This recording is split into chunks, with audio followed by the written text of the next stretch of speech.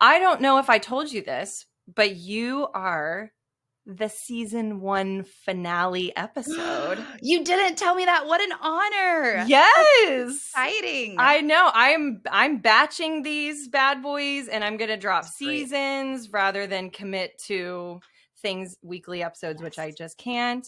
Yes. And I feel like I didn't plan for you to be the finale, but by golly, I lucked out because I don't know about that.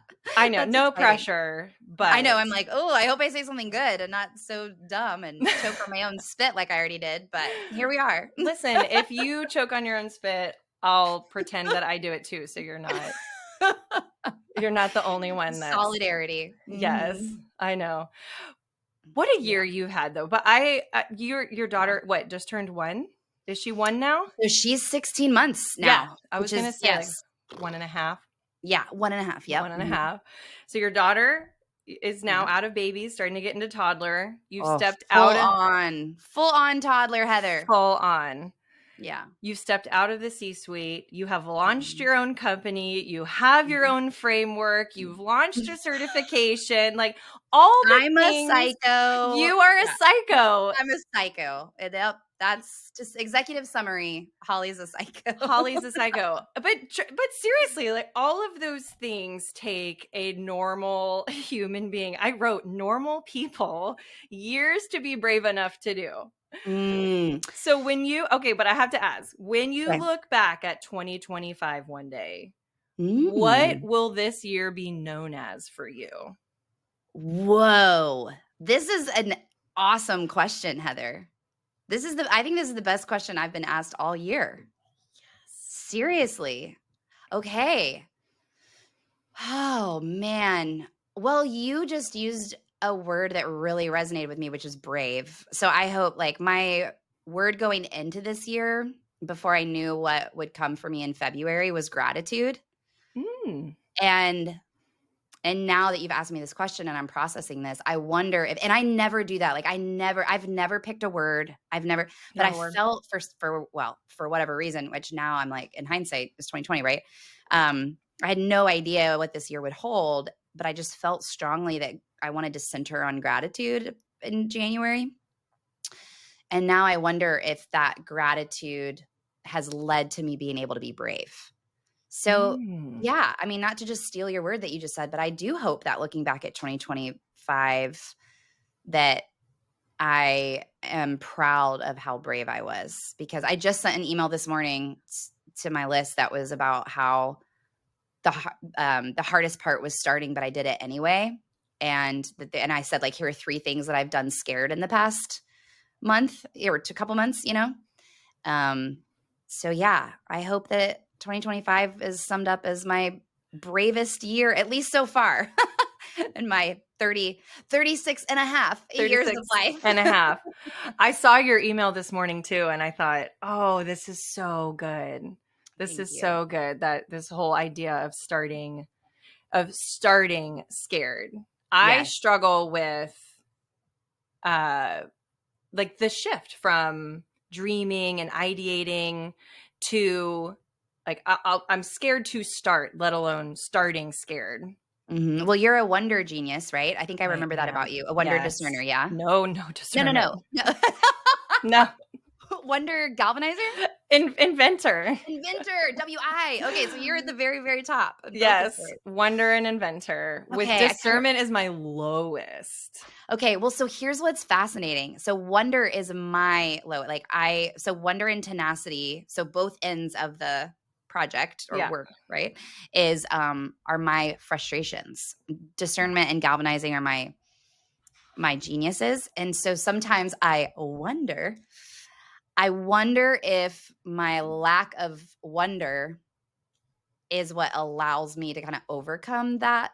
Because I actually I start a lot of things, but I think I'm a little more comfortable doing it scared because of that activator in me.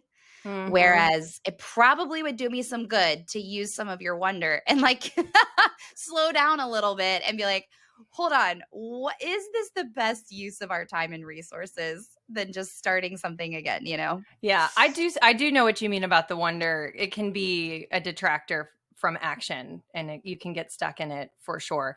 But I do But it's a superpower. Oh, for sure. Because you're starting the right things. Like, that's what I'm saying is like, you're probably starting more of the right things. And I'm just over here starting all of the things. You're just starting all of them. Not necessarily the right things like you are. But wouldn't it be better to start all of them and have like 3 stick than to start none of them and have none stick? We'll see, right? That's the $1 million question. Yeah. I have one thing as a wonder that I have just maybe through experience and what I've learned to kind of overcome the discernment is, and it helps me start scared, is just the constant wonder of like, well, what's the worst that can happen? Yes. Right? What's the worst? It's not that bad. Yeah. Let's just do it. I embarrass myself with a video on LinkedIn or whatever it might be. And like, you'll survive that. It's worth it. Oh yeah. Absolutely. I got to say, you and I can't believe we've never met. I know. We've never met in person. Never met in person. Our paths have virtually crossed a few times.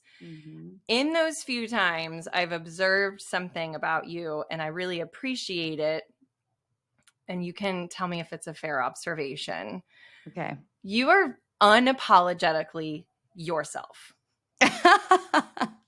So, I mean, on LinkedIn and the conversations, in your emails, like you are very boldly you. And I'm curious if that has always been the case, or was there a time where you felt like I need to conform and be serious and do this? And then where did the shift happen? That is, man, Heather, you're crushing this. You are such a good podcast host. Thank you. So first of all, thank you. That means a lot. And so I come across as really confident, but I'm actually really insecure. Like if you ask the people who work the closest with me or know me the best, they would be like, oh my gosh, here's her list of like 5 million insecurities or things that she is so hard on herself about, or et cetera.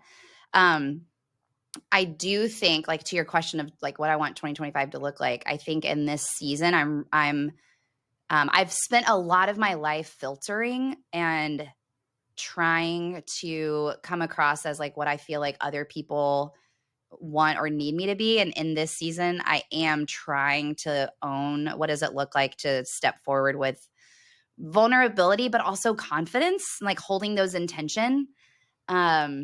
And so I appreciate that you've noticed that. And so thank you. But no, it has not been, I've not always felt that way, or that I could be that way for sure. And I think that's part of like the gift of building my own thing, is feeling like I don't have to carry someone else's brand or image.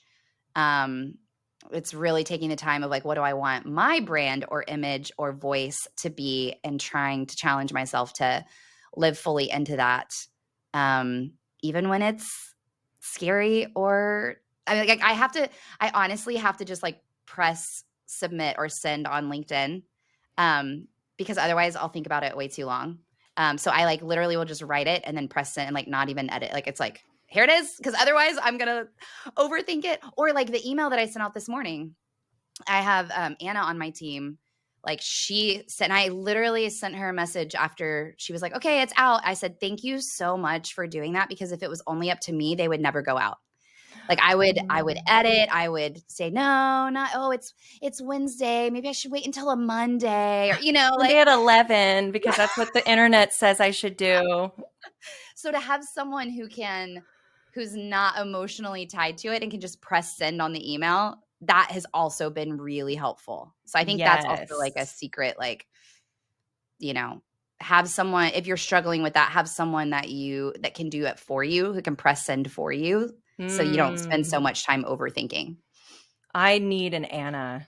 You do. Everyone needs an Anna. Sure. Anna is the best. Everyone needs an Anna. I won't steal her from you. But that whole reason, that is exactly why I have not moved forward with a longer list than can fit on this of things that I felt pretty strongly about and knew would add value to either the business, brand awareness, or just value to the people that I know that follow me, which is that sounds really weird. No. Very small amount of people. But you know what I mean? Like you're like, I have, you've got this value. I know there's something you could do, whether it's an email newsletter or anything like that. But you're right. It's the send.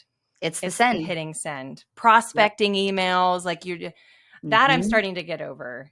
But yeah, just hit send. There's something when I know it's one person on the other end of it, I'm much more confident in hitting send. Like, because people are just people. And if they say no, that's fine. But when it's something that a lot of eyes will be on it at once, it does get a bit scary. It is scary. It feels like the stakes are higher when it's a larger group of people. Yeah. But you did it. You're doing it. Did it scared. Yeah. Well, I was at Brene Brown. There was a Brene Brown spoke at an event here in Houston about a month ago. And that was her whole thing. She was actually, what was interesting was she was interviewing this woman who had just written a book. But of course, because she's who she is, even her questions were just like so insightful. But that was one of the things that she was, through her questions and promptings, and like she told the audience, well, because she was affirming for this woman that she did this scared, and was just telling the audience that like you got to do it scared and just really try. And so like that really stuck with me about a month ago, and I've been trying to own that of doing it scared. Have you ever thought about the potential maybe thread, if you will, between starting scared and your like heart calling for chaos to clarity? No. Let's see. Starting it scared and then my heart for chaos to clarity of like, that's the R.E.A.D.Y network. Yes, that's what we do. Yeah. That's interesting. Well, and I think back, like, so my career so far, my first job out of college was selling radio advertising, but that was only for a year. It was like cold calling. And then I joined a small business in startup mode. There were like, 5 of us. And then I was there for 8.5 years. Then started the R.E.A.D.Y network technically in 2020, but Leader was a client, offered me a full-time opportunity. So I paused the R.E.A.D.Y network to join Leader full-time. And that was very much in startup mode. It's funny because both of my full-time roles have been, well, besides the first one out of college, have been alongside a founder about 1.5 years into the company where it is chaos. So it's kind of like, I wonder if like that's also kind of like all I've ever known, from a career perspective. And so I'm very comfortable in the chaos. I love that part of business where you're trying to find the product market fit. You're trying to figure out the right messaging that resonates with customers. You're trying to figure out how you can help them with, to your point about value, like what is the value that we can help provide them? And yeah, living in that to help find that clarity so that you can scale up. Like I love living in that startup to scale up mode. And maybe it's just because I'm comfortable there because I've done it a couple of times. And I realize like I've survived because there's moments in those seasons where you're like, I don't know if I'm going to survive this. Yeah. I was going to ask in your experience with chaos, were you fortunate enough to have been in environments where you got to see the fruitfulness of the chaos? Like you saw the chaos, it went to clarity, we saw the benefits, or were you just in crazy chaos and now with your wisdom and insights years later you're able to say, okay, because I've experienced the not thriving and just surviving part of it, now you're adding clarity? Like, yes, I would say both.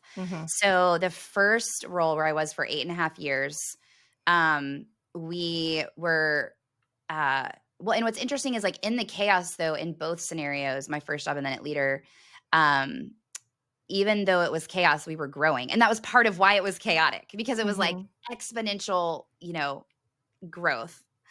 And so I think that's what keeps you going because you're like, oh, we're helping people. We're adding value to these customers. We're seeing revenue come in.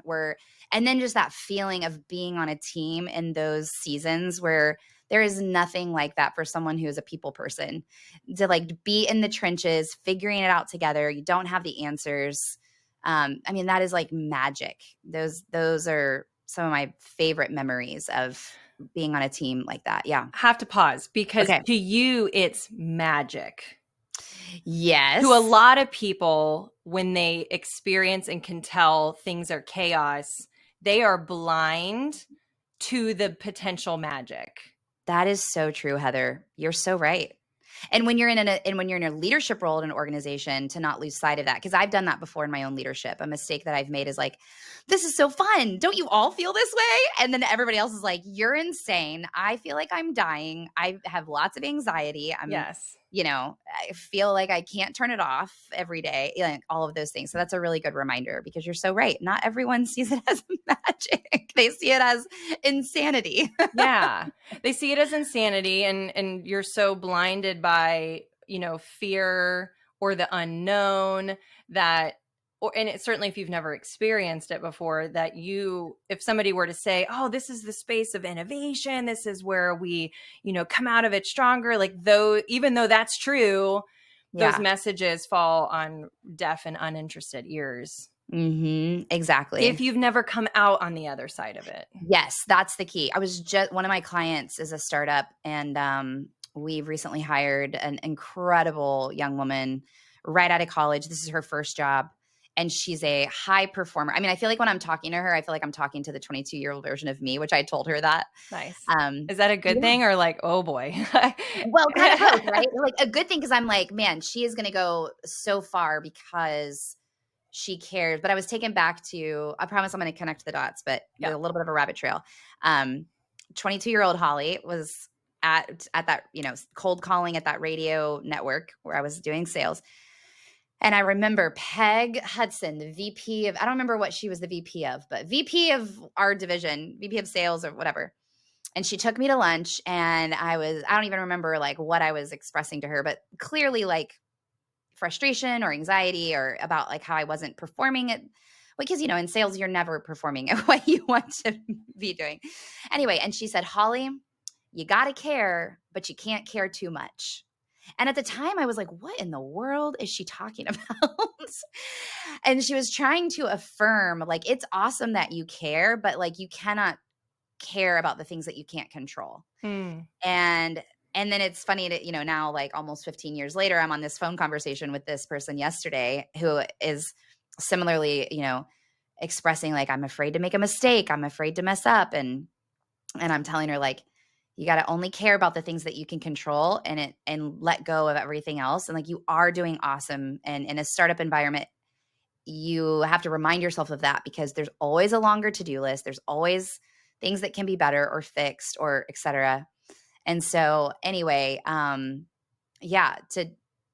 it was just a moment for me to have a realization of like, oh yeah, this is new. She's never experienced this before. It's like, to your point, like once you've been out on the other side, where this guy, Les McCohen, kind of talks about like whitewater, like from the startup to scale up. And it's different for every organization sometimes.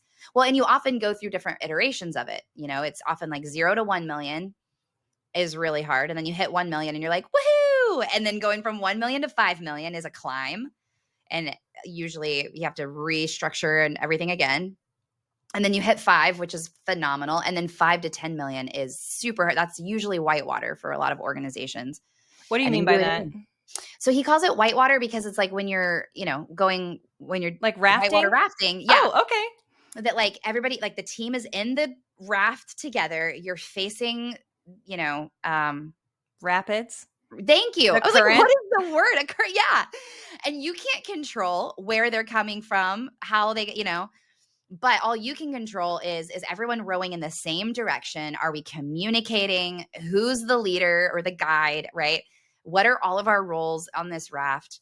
And so he calls it whitewater because it feels like that. It's like one day you feel like you're just totally winning, and the next one day it's like, it feels like the bottom is just falling out. And so it's, and it's often a constant pivot within that from like a marketing and sales perspective, and even systems and processes that break because of growth that you kind of have to rebuild. But then you come out the other side and you realize you learn so much. So my first role, to answer your question, my first role when we were kind of going through that whitewater season, I felt a lot of anger and frustration because I didn't understand that it was normal. It was a normal organizational, chapter or season to go through that.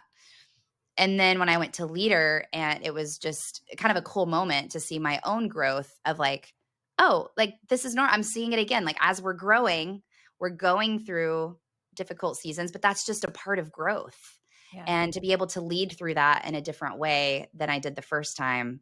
And then now experiencing it as a founder, like you know, where you're like, okay, now this is a whole nother level of um, challenging myself to lead myself well, and lead those that are in my sphere of influence well Hmm. through those difficult seasons, from those chaos to clarity moments. Yeah. I love that analogy.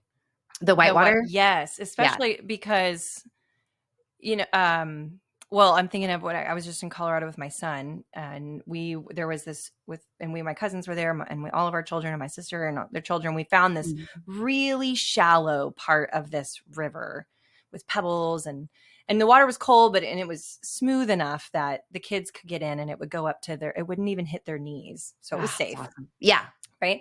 And the bigger kids were walking across and getting onto this boulder. And in between the shallow area and the boulder, which never got deep, there was one little like zoop, like a little Mhm. rock. And you know, when water moves around the rock, it picks up speed. And that's where that comes from. Well, my son kind of slipped and lost his feeding. That's not Footing? footing. Yes. Thank Yeah, you. yeah, I was yeah. like, what? Lost his footing, and he got, That's he got in scary. that little dip. Yeah. And from a grown up looking out, and I'm aware of the whole thing, Yes. not a life threatening situation. I know that if he were to move, it would go 1 foot and it would be still. He could stand up, but he just couldn't find his footing. And to him, it was terrifying. Right. Yeah. And so you think of, like, Yes. staying with that analogy, the importance and what a gift you have to be in this position of mentors and people that have gone through it, to Yes. not minimize the fear of the people who are going through it for the first time, but to say, Mhm. hey, we're at a level 1 rapid. It's going to feel like a level 5. Yeah. Right. But I Yep. know, and like, we have seen you, and it will feel like this is the first and scariest thing ever. We will come out on the other side. It's so true, Heather. And that's, I can't take credit for that at all. That's all Les McCohen. His book is called Predictable Success. And he has a whole model for especially startups to work through, and like an assessment to kind of see like where you fit in that from a personality perspective. And so Cool. it's awesome. Yeah. Predictablesuccess.com. He talks a lot about whitewater. I love that. I love that. So you've been using this framework for a while. This isn't new. This is something that you mentioned around 2020. Oh, my company, the The R.E.A.D. Network? Yes, yeah, yeah. yeah. Well, so that's what's interesting is I started the R.E.A.D. Network in 2020, and it really was kind of a marketing agency, because that was what I did. My role at the company where I was for 8.5 years was VP of Marketing and Business Development. So that was what I was known for, Mm-hmm. but that wasn't where my heart was. Like my heart was not in like, let's talk about your social media and blah. I was really kind of burned out on that. I mean, I know you're a working genius person, and it was like quintessential, like living in my competencies for 8.5 years, and not being able, and I mean, sometimes being able to activate my geniuses. I would say the first 5 years I was really living in my geniuses. And then the last couple of years was like really living in my competencies. And so I was just Mm-hmm. burned out on that. Um, then pausing it to join Leader, and then coming back to the R.E.A.D. Network, really, really wanting it to be like, my hot take is that you cannot grow as an organization unless your people and processes and profits are all aligned. Like a lot of people feel like they have a growth issue because it's like, oh, our website needs to be updated, or like our, value proposition isn't clear. And it's like, those things might be true, but if you have a people issue and you have a processes issue, you're throwing money away, because that all has to work together to get the growth flywheel going. So I really wanted to, like, okay, this time, speaking of being brave, right? Like this time I want to own, what do I want the R.E.A.D. Network to really be? And then I was Mm-hmm. so I left Leader in February. It took a month to try not to do anything. That was really hard, but went on a lot of walks with friends and coffee dates. But I was sitting in the silence of my house, which it's definitely been at least 16 months since that's happened. Yeah. And just sitting there, and I felt like, I was like, I got to grab my journal. And like, it came to me, it was R.E.A.D.Y. And it was like codifying the intuitive process that I've done for nearly 15 years in a process. And I mean, it literally was one of those moments. So like, it's funny because you said earlier, like, I can't remember how you said it, but it was like, what most people would never, or man, you said it so well. I'll have to go back and listen to it when you publish this, but it was like, basically like all that I've done in such a short amount of time, it would take years for people to do. Yeah. But you're a psycho. That's what you said. That I'm a psycho. Yes. Yeah. Yeah. But like, it has taken me years. Like, I think that's the thing that people don't, right? It's like, I feel like I've been banging my head against the wall behind the scenes for like 6 years to try to figure out, what do I mean when I say the R.E.A.D.Y network? Like, I knew that I wanted it to be called the R.E.A.D.Y network. I love the word ready, but like, I couldn't like ever really describe it to anybody. And then here we are 6 years later, and or I guess 5 years later, I'm sitting in my, like all of the, speaking of chaos, like has been wiped away. I don't have Slacks to reply to. I don't have an inbox full of email, sitting in my living room in the silence. And it's like, this is a framework. This is what I've done intuitively, that I now have a framework that I can teach other people to go from chaos to clarity. And so, yeah, it's funny because it looks like it's like I'm doing all of this so quickly. And I am, like, as the intuitive activator on the Working Genius, as a DG, like that's kind of that's my superpower. I acknowledge that.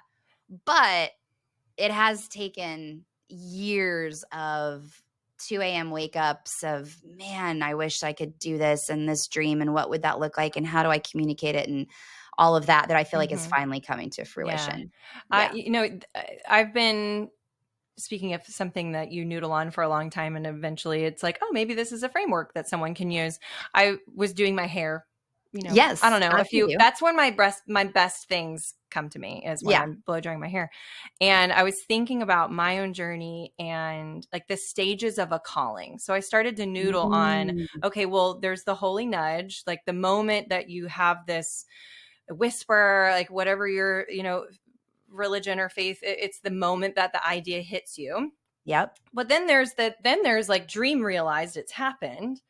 And then there's all of the messy middle. And even the dream realized isn't the end, because the dream evolves and it's a cycle and it becomes a new thing. And then you get a new holy nudge.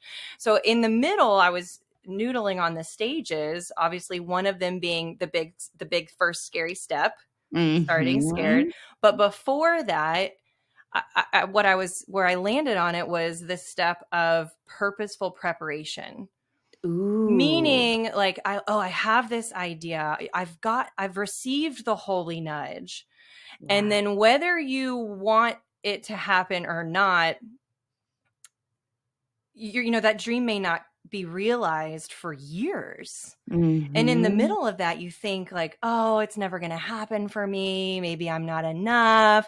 But then when you look back, like, I bet you're able to do that now as you look back on the past 5 years and say, oh, I wasn't putting this off. This was my purposeful preparation, because now I would, if I hadn't gotten this role, if I hadn't taken that step, if I haven't joined leader, if we hadn't experienced this, then you wouldn't have been able to contribute to the people that you're now working with in the way that you are. Absolutely, Heather. That is such a good term, purposeful preparation. And that's exactly what the last 5 years have been, that have led me to be able to be brave enough, have that clarity for like, solidifying the framework, all of those things, 100%. Yes. And just acknowledging that, isn't it? At least it was for me in the moment of, one, it was acknowledgement and gratitude towards God and his plan and his journey. And I feel like it potentially could help people in that season remove the guilt and shame they might feel about they're not going after that. But I was 26 when I went to my first ever leadership conference. I didn't even know that was a thing. Yeah. And there's this guy, it was a simulcast, and it was this guy on stage talking about how his company goes into organizations and helps build leaders and cultures. And I was like, people get paid for that? What? Are you kidding me? And awesome. It was Pat Lencioni. I was love up there. It. And I wrote in the book, like, I still have it in the closet that I won't open for anybody. It's my friend's closet. I still have it. And I wrote down like the name of it's not actually People Warriors, but the name of what I thought my first consulting company would be. But I knew in that moment, okay, Yes. I am a training assistant. I want to be that. I can't go do that right now. Yep. Okay, so what can I do in this season? Okay, I could become a director of learning development. I could get some certifications. I could attend as many leadership conferences, right? And then all of a sudden you start to build that purposeful preparation. And it just, sometimes it takes a lot of time, more time than you anticipate. And that's totally fine. Well, yes, absolutely. And that is so hard when you're in it. It feels like it's taking forever, but just to focus on what you're learning and how you're growing, and you will get there. Absolutely. I'm almost seeing, not to do like a cheesy segue, but I'm almost seeing a connection here between this purposeful preparation season and what maybe is the action plan of going from clarity to chaos, right? Because when you're in this season and or whether it's scaling a startup, or maybe you're going to go through an acquisition or a merger, or you're going to leave your company and be a mom, who knows? You could get through the reality check and the evaluation, which we'll rewind here in a minute because I want you to go through those. But to begin thinking about, okay, it's going to be a process and not an overnight one to move from chaos to clarity. I'm wondering if there's a little bit of a connection there. You're so good at finding those connections, and I totally agree, because I think so. Like, I keep going back to the working genius just because I know Let's do it. Like, you can speak that language, and whenever I find people that can, it's just fun. It's such a helpful shared language. But I think people are relatively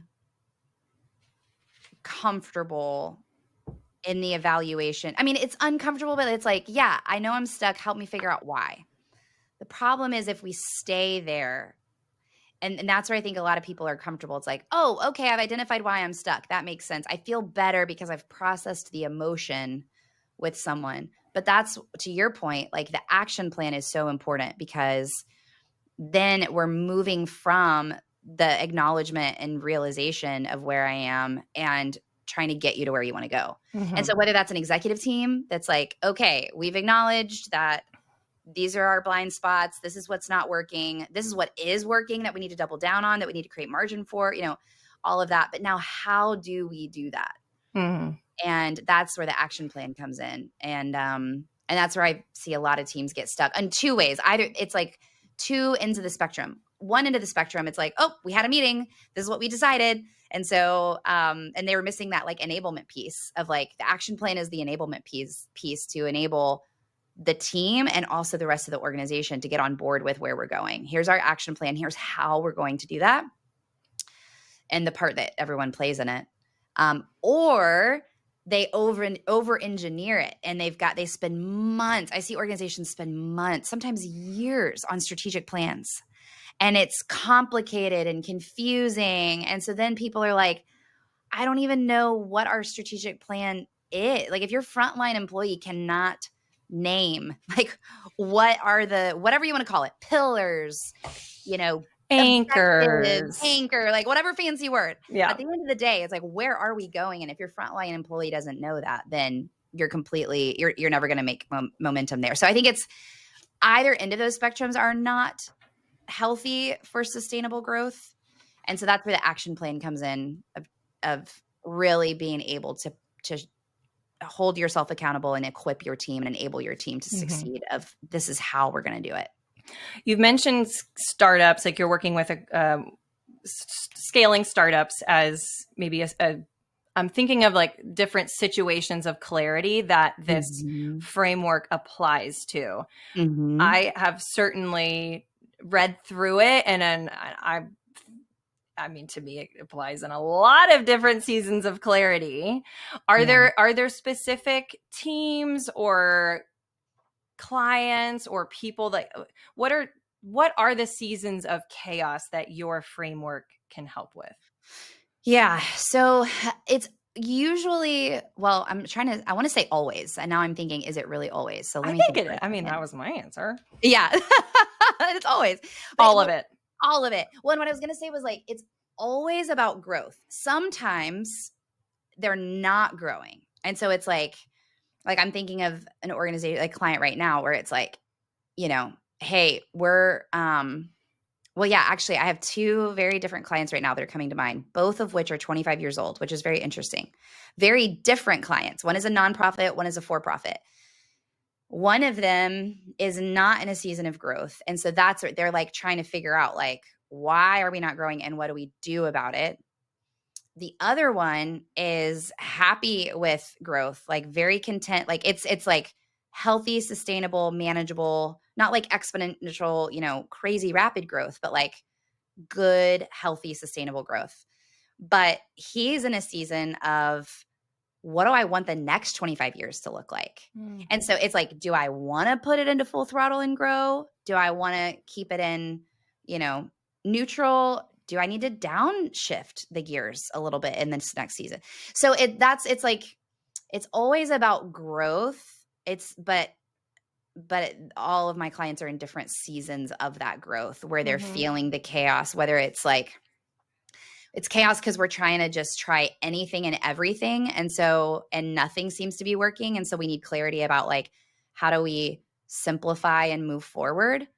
Or it's with this other client that I'm thinking of, I think one of the light bulb moments for him was he came to me about his one specific thing in his business. And then it was like, oh, I'm about to be an empty nester. And like, he kind of saw that like all of these pieces of his life are kind of coming together that does impact his business. Like it's not isolated. It's because he is the founder and the leader. Right. Yeah. And so anyway, it's always about growth. It's just a matter of everybody's in a different place of what that growth looks like, that it can help you process through. For that gentleman though, too, he was recognizing the value of this in the season of change. Yes, that's exactly it, Heather.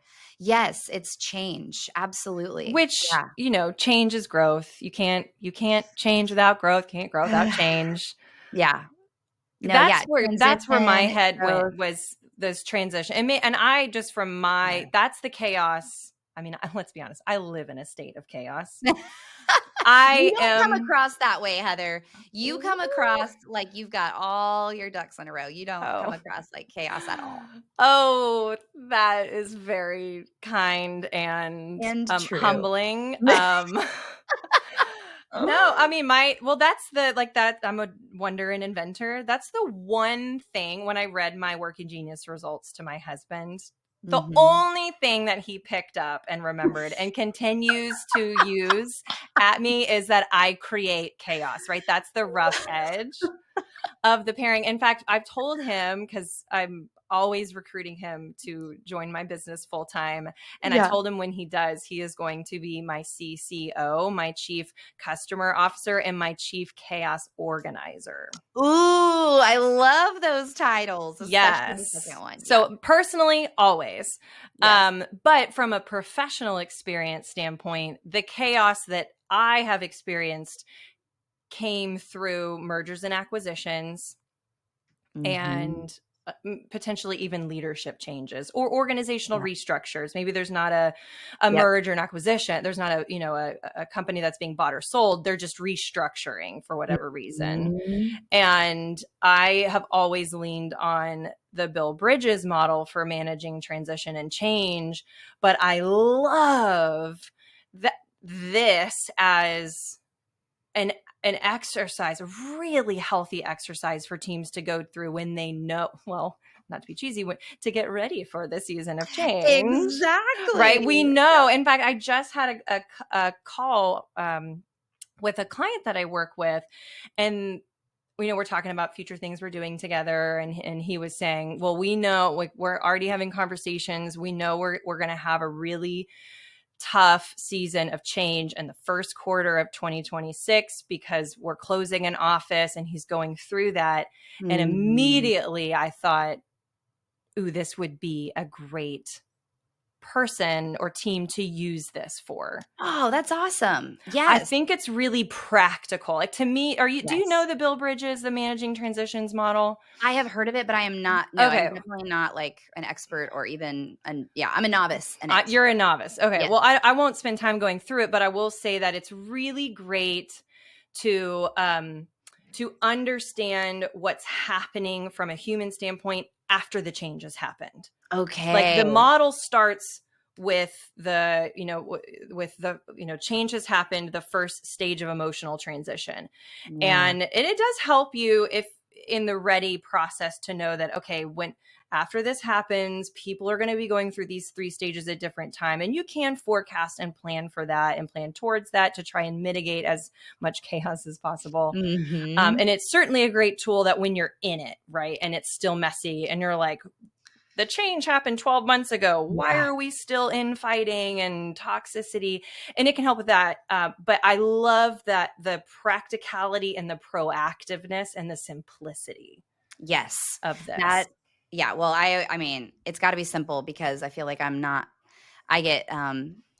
going to be the smartest person in the room. I'll definitely be a hard worker in the room, but so simple is where I love to live. I can get confused and so yes, I appreciate that you see how simple it is because that is what I want it to feel like. Yeah. Because going through any season of change or transition or growth is hard enough. Like literally the parts of our brain that process change and pain overlap. That's like why change is so painful, literally. That's why it's so hard, because our brain is like, alert, protect yourself, safety mode. And so to have, it's already overwhelming that we kind of want to shut down or be paralyzed or fight or flight, right? All of those responses to conflict or change. And so having it be as simple as possible is helpful to just move forward, take one step in front of the other, All right. Simply walk me through. Yeah. The ready framework. Yes. Give me the R. Give me an R. Yeah. R. We both went into that. That was awesome. I should totally create a cheer with it. That would be very on brand for me. Very on brand. Okay. So R is reality check. So we really want to get clarity about where are we really, whether that's for you personally to really acknowledge, like, where am I really? If it's for a team, you might have different perspectives of where the organization is. I find that a lot. So getting it all on the table, having everybody share their last 10% of like, really, where are we? And then obviously data comes into that when you're working with a team, like what does the data tell us about where we are as well? And then evaluation stage, I use a tool called the 4 helpful lists. Speaking of simple, I mean, it's just super simple. I learned this from a group called, which I don't even think exists anymore, called the Patterson Center. But it's the first one is what's working. The second one is, well, technically I think it's what's right. I've modified it to be what's working because sometimes what's right feels like, are you talking about like what's right, like from a justice perspective? Yeah. So, what's working? Yeah. What's working, what's not working, what's missing, and what's confused. Ooh. And some of those questions overlap on purpose because what we're really trying to do, especially with a team, collaboratively have things rise to the top. So we're looking for patterns across those 4 questions that then result for an individual. It's typically one priority. Like, what is the one thing that I need to work on in order to help me get through this season of growth or change? For an organization, it's typically 3 priorities. And that leads us to A, which is action plan. So we're building an action plan for each of those priorities. It's very simple. I have a template that it's like a plan on a page. Really only looking for like 5 to 7 milestones within that action plan. Because again, like I'm a super simple person. I feel like if we overcomplicate it, it's like a 30-page action plan, we're never going to get it done. Yeah. And it's also, I really like to model them in 90-day sprints. I think anything less than that is like too fast to where we aren't making significant change. Anything longer than that, it's just really hard to keep momentum and focus. So that's the action plan piece of it. And then D is delegation. This is where I see a lot of teams get stuck is, okay, we've got our action plan, kind of like what we were talking about. We've got our action plan. Y'all go do it. But we haven't assigned owners or champions. We don't have a deadline. We don't have metrics to even know if we're winning or not. So that delegation phase is so important for us to go like kind of enter into the enablement piece of, bringing the team along on the journey of this change. And then Y is yes barometer. And so the reason why this is so important is because a lot of times I'm working with visionary leaders who have a new idea every week. And I'm one of those. Like, I'm the first to say, like, you can ask Anna, who's on my team, like, she has a document that's just like Holly's ideas. And as Yeah. an inventor, I'm sure you have that too, you know? And so that holds us back individually, but it also holds us, our team, back, because if we're not careful, they don't take us seriously, or there's a lack of trust because they're like, yeah, sure, you're rallying us all around this now, but next week you're going to stand up here and it's going to be something else, you know? Yeah. And so that yes barometer holds us accountable from the beginning. And that's why I like that it's a framework, because it's like, from the beginning, I'm going to tell you that we're going to have a yes barometer. And so when you come up with a new idea, I'm going to say, let's run it through our yes barometer. And if it aligns with our action plan, let's do it. Like, by all means, let's double down.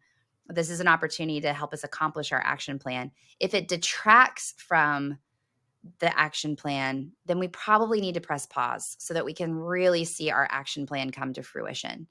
So that's the R.E.A.D.Y framework, R-E.A.D.Y. That's so wonderful. I love that from the very beginning, like you said, accountability is in this, Built in. as well as the expectation that there will be a cadence of that. Like, we are going to be meeting, we are going to be going through this, we need to hold each other accountable, and whether that's peer to peer or in the room, healthy conflict, like that is encouraged from the beginning.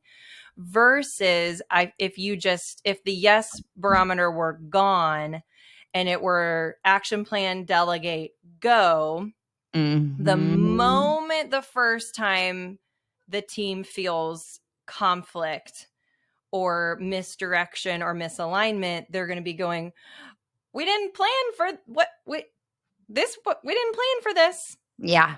We didn't plan for this. Yep. And it builds resentfulness. It builds, lack of trust, lack of commitment, buy-in, all the things that Patrick Lencioni talks about in 5 Dysfunctions of a Team. Like, yeah, you want to erode trust on the team as a leader. Don't follow through on what you say you want to do or that's important. That's how you erode trust. So we want to do the opposite of that. Yes. I love that you're doing a certification, and which allows you to really expand your reach of the people who are going to get a lot of value out of this. I also think I see multiple use cases for teams. I see teams that are in the unexpected chaos right now. Unexpected, because there's expected chaos. But then there's anticipated chaos. There's chaos that you want because it's growth pain. There's all different types. So, but I also really foresee teams getting a lot of value out of this just as an activity to be proactive. Like at the beginning of the year, every quarter at their quarterly offsite, just something really practical, simple, and that's very anchored that the team can come back to over and over again. Yeah, you nailed it, Heather. That's exactly the heart behind it, and what I hope that the difference that it makes in the world. Absolutely. And I love the certification is really twofold. One, it just gives me so much life. Like, I love equipping others. And I mean, it's funny because as a kid, I was the kid that like played teacher all the time. Like, that was my dream job, was to be a teacher when I was like in elementary school, Yeah. And so I feel like I'm like living that childhood dream by being able to, through the certification. And I told my husband after we did the first one in May, I was like, if I could do that every day, I would just be on cloud 9. It was so life-giving. And so to see those light bulb moments go off for people where they now have another tool that they can use to help their clients or the people that they're leading in the company that they're at, whatever that looks like for them, has been a lot of fun. I love that. I recently got some tough. I took a page out of your book. I saw one of your posts on LinkedIn about the tough love from AI. Oh, brutal and so good at the same time. And so good, but the tough love that it gave me was something along the lines of, not every idea deserves a lane. Oh, brutal, Heather. Brutal. And I can't remember where I heard recently. Where was that? Maybe it was a sermon. It was a podcast with Okay. Jamie Winship, who will blow your mind if you've never listened to I him. But never he was listened to him. talking about, there's a scripture in the Bible where I believe, I'm going to butcher it because I don't have it in front of me. Let's just say prophets, and there's a chapter in the Bible where the prophets in the Old Testament realized in the moment that they were not going to be around to see the things they were envisioning. Meaning people get visions and ideas that may not be for you. Yes. Which I'm like processing that. All the holy nudges and ideas that I get, it's like, oh, you're not telling me that this is about me. You're just saying that maybe I can contribute and help somebody else. I say that because there's an idea in my lane. I'm giving it to you. Oh, okay. I'm ready to receive it. The name for your future conference. Okay. Love it. Yes. Ready, set, and keep it intentionally open. Meaning like you are going, like filling in the blank with what is relevant and what you need based on the context of what's going on in your life. Like you get to define, we're going to teach you how to be ready. And then you get to decide, ready, set, what's next for you. That is so fun. It's almost like it's called like the Ready, Set Conference. Yes. But then like all of the branding and everything is like ready, set, blank. Exactly. Because it's like ready, set, go, but it's like go for what? Because some people exactly. And I was like ready, set, grow. And it's kind of cheese. Maybe somebody needs that. Maybe set, start. Maybe it's ready, set, quit your job. Maybe it's ready, set, start your podcast. Maybe it's ready, set, forgive. Maybe it, who knows? Oh my gosh, Heather. Thank you. But I think these. And I love that you said conference because you're like the third person in I think it's been like the last week that's mentioned a conference in some way. So I'm like, oh, okay, Lord, because I would love, that would be like the dream, but that sounds terrified. Speaking of from the very, let's bring it full circle. Scary, very scary. Me too. Would anyone sign up? Would anyone, like, I don't know. That's really scary to put yourself out there like that. But I'm like, maybe I need to pay attention because you're like the third person that's mentioned a conference. Yes. And you know what? That is one of my big, scary, audacious, hairy dreams. Yes. So we need to, maybe it's a partnership. We need to start like a scary conference club, like people that want to do it, but are totally scared. Because you could encourage me and you could tell me what I needed to do for mine. Oh, 100%. Like you on stage asking these incredibly insightful questions to people that they've never even thought of before. Like I can see it. You're on a stage right now in a really cool, cozy chair, like interviewing Hunter green velvet chair. Maybe boucle, maybe. I just love anything boucle. What is that? It's that like it's like fuzzy kind of, but not like furry, but like West a soft fuzz. Yeah, but like tight, soft. But I'll send you a link later. Boucle. Okay. It sounds very fancy. I think it's like Boucle, and I just love any like chair or couch that's boucle. I'm like, I want to sit in that right now. Do you own it with a 16-month-old? Do you own soft, cushy, pretty fabrics? That she can spill juice on and throw up on? Yeah. Her rocker is I mean, like it sounds fancy, but it's not really like, like her rocker in her room or whatever. What do you call it? Glider. Yeah. It's technically boucle. Like it's just it sounds way fancier than it is. It kind of has like a more casual look to it. I think it's just like the name of it makes it sound very fancy. I thought you said Bublé. I was like, so now I'm envisioning like listening to Bublé in your boucle. I mean, that kind of is my dream with like a glass of wine. Oh man, I love Michael Bublé. So yeah, I would totally have him like playing on YouTube while I'm sitting in my boucle chair. 100%. Oh my gosh. Okay, I want to wrap things up with a super fun and completely new and custom segment that I have put together just for you. Okay, on season finale. Season finale, you're a fan of hot takes. Yeah? Love it. Yep. Very much so. Mm-hmm. Okay. So I've created a special segment that I'm calling Hot Takes with Holly Tates. Oh, I love it. There's your new podcast title. You're welcome.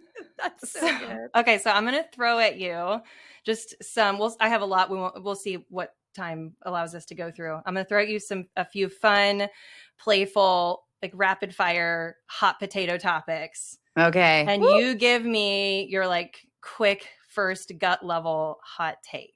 Okay. All right. I'm so ready for this. Okay. Wearing pajamas on airplanes.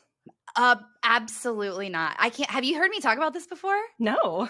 Yeah, no. I think that like that and socks with sandals is very big right now too. I've noticed because I fly a lot. Socks and Crocs. Yes, I don't get it. I feel like I'm not someone who thinks you should like overly dress up or overly present yourself, but like you're getting on an airplane, a very small space. Please don't wear your PJs because I don't want to feel like I'm sitting in bed with you. All right, there it is. Okay, using ChatGPT to help create content. My hot take is you absolutely should be. But here's another hot take. So I've been doing an experiment on LinkedIn. I would say maybe about a month ago, I posted, or maybe it was like 2 months ago. Anyway, 2 of my posts were written like very much with ChatGPT. Like, hey, ChatGPT, here's what I want to do, blah, blah, blah, blah, blah, right? And it was like, I would edit it, but mainly just copy and paste. Yeah. Didn't get a lot of engagement. Since then, I just do kind of a stream of conscious or like quick, here's what I'm thinking. Like a couple of them have literally been in like an Uber on my phone. Best engagement. So I do think we should be using ChatGPT as a thought partner, but I am learning like I don't know. And I don't know if it's the algorithm. Like, I don't know if LinkedIn can tell or if we as humans can, from what we're reading, can just kind of tell. Sure. But authenticity, I think, is still very much winning over well-written and crafted content. So I guess that's my hot take. Authenticity wins. I like it. What about, and I don't think this is a thing yet, but I'm anticipating that it will be, books openly co-authored using AI? Yeah. I don't think I have anything like ethically wrong with it, but I'm curious. Like, I just am skeptical that they're going to really take off, like as much as a fully authentic, vulnerable. And again, like I'm a huge fan of using AI as a thought partner in helping, because even on this podcast, you and I have both kind of looked at each other like, what's the word for? And like, how do I say that? And you've helped even clarify, like, actually, Holly, it sounds like change and not just growth. I'm like, yeah. And so like, I think that's the superpower that AI can bring us when we don't have that friend that we're doing a podcast with that can, but I think in this now and well into the future, authenticity is going to just become more and more of a differentiator. Yeah, differentiator. Mm-hmm. Competitive advantage. There it is again. There it is. There it is. Okay, how about mom merch? Like shirts, hats, mugs that say mom. Oh my gosh. Heather, you are so funny because I'm about to launch. This is like first time I think I've said this publicly. So it's probably going to be in September. We recorded our first episode last week. I'm launching a podcast called Get Mom Ready. It's a production of the R.E.A.D.Y network. And so let me see if I can find my phone. So I would say previous to Get Mom Ready, I'm like like not really my vibe. I don't like judge other moms for it, but I don't have anything that says like, mom stuff. Mama. Yeah, no, that's just not my vibe. But we did order mugs and a hat. So I don't know if you're not watching this, maybe hop on over to where you published the video. But I have a Get Mom Ready hat. Love that. I love that. Okay. Next season, we're going to have to unpack if there's a difference between what Mom Ready is and the R.E.A.D.Y framework. Yeah. Get Mom Ready is just like is a podcast on the R.E.A.D.Y network, like podcast network platform. Does that make sense? Yeah. Produced by, a production of the R.E.A.D.Y network. A R.E.A.D.Y network production. You nailed it. There it is. All right. Conscious unbossing. Is it a buzz phrase to dismiss or a legit concern? Have you heard of this trend? No. Okay. So tell me I want to hear your hot take on this since I'm not familiar with it. Okay. Conscious unbossing is this new kind of Gen Z inspired buzz headline. Okay. And it's the fact that, or the idea that young people are intentionally not seeking out leadership roles because they don't want that lifestyle. They don't want to be like that. Got it. So Yes. they're unbossing. Like, I don't need to be the boss. Yeah. Okay. I am seeing this. Like I feel like even in my friend group who are not Gen Z, but are millennials, where there's like a desire to value more whatever you want to call it, work-life balance or, autonomy, and not take on that responsibility. I think, that's a problem, because I think we've all been influenced by leaders in our lives, for better or for worse, good leaders and bad leaders. And we need more great leaders. That was what I spent 4 years at Leader trying to solve, but I also think this is almost like, I'm thinking about this for the first time, Heather, but like a lot of this is on companies. Like we need to do a better job of supporting managers and leaders so that it is something that people want to step into, and not that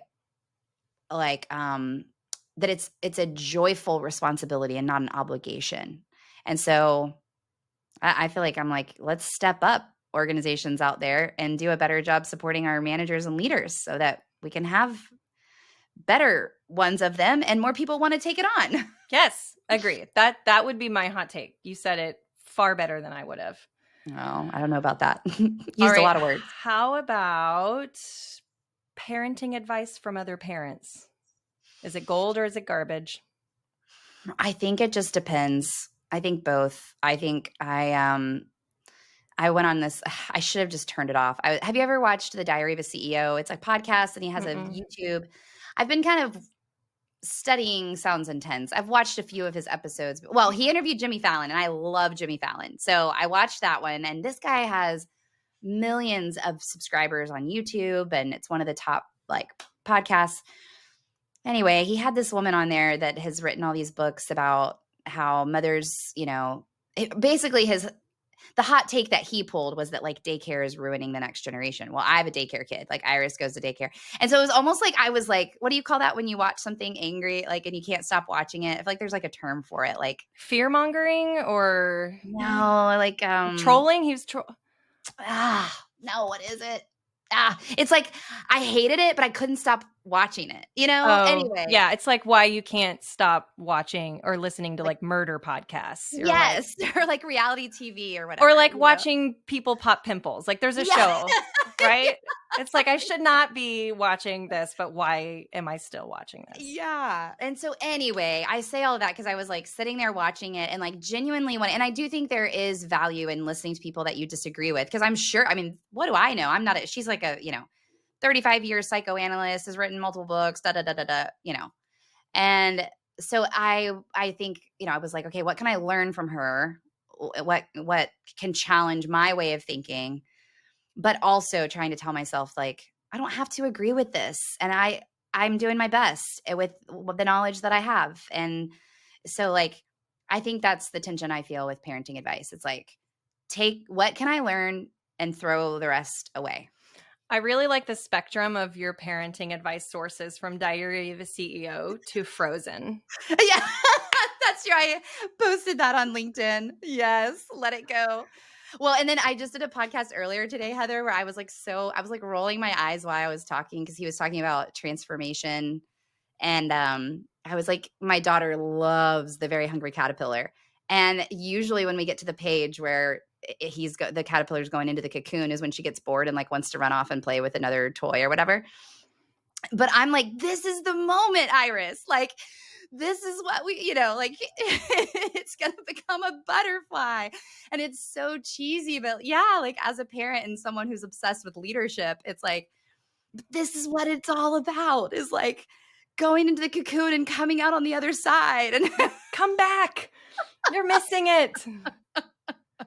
16-month-old. Come on. Exactly. You got to hear this. Yes. I will say, I don't know if y'all watch Daniel Tiger. Solid parenting. I have heard that. We have not watched Daniel Tiger yet. So I got to put that on the list. Oh, yeah. I've got some great parenting tips from Mother Tiger or Mom That is Tiger, awesome. Mama Tiger. I can't remember. Yeah. Okay, something that people should be talking more about. What do you Ooh. think?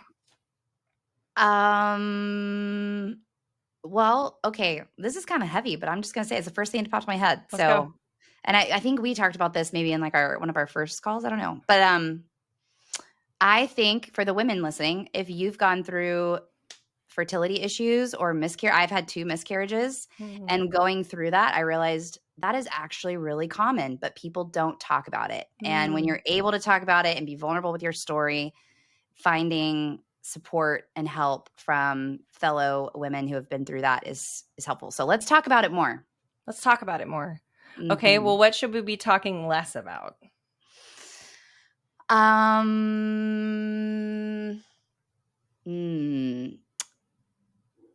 Politics. Yeah, that's fair.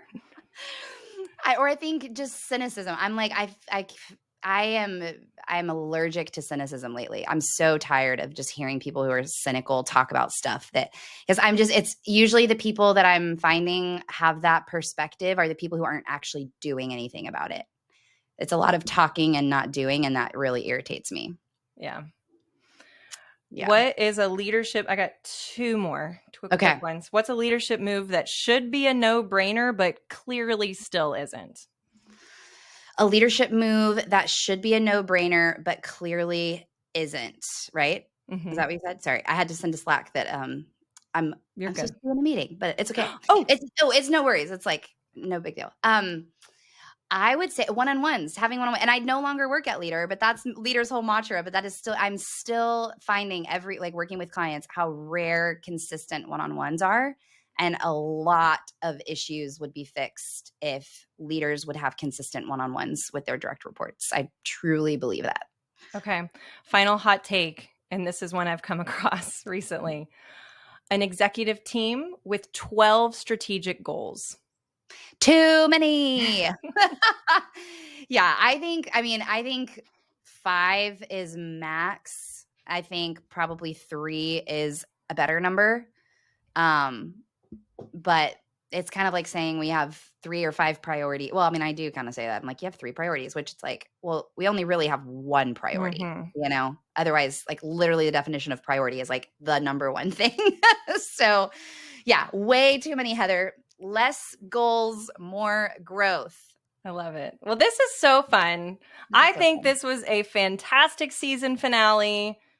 Couldn't have picked a better person. I'm so excited to learn more, just personally learn more about the framework. And I think that I know with the clients that I work with, there's a lot of value there. So thank you, Heather. Thank you for the work that you do. You show up on, especially like LinkedIn is where I see the most content for you. And speaking of authenticity, it's like you're authentic, you're fun. You can just tell the way that you're bringing positive energy to your clients. It's really inspiring, and you don't look chaotic. It looks like you are just crushing it and have it all together. And your questions today were so insightful. So thank you for bringing me along for the journey and even challenging me to think differently about a few things.